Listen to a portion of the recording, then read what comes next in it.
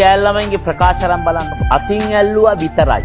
යාන්තම් චූටි සම්බන්ධයක් තිබුණේ. කෙටි කාලයයි. හම්බුනේ එක දවසයි. මොනවත් තිබ්බේ නෑ.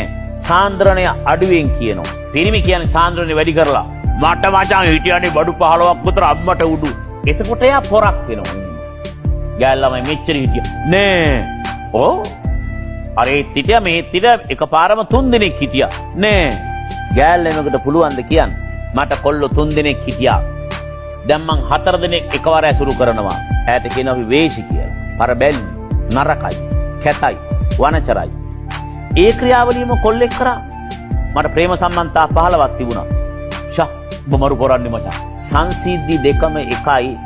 දෙගොල්ලන්ට බලපාන විදිහ දෙවිදිහක්. පිරිමින්ට කොහේ හරි ගිහිල්ලා එන්න පුළුවන්, හොදලා හරි ගෙට ගන්න පුළුවන්.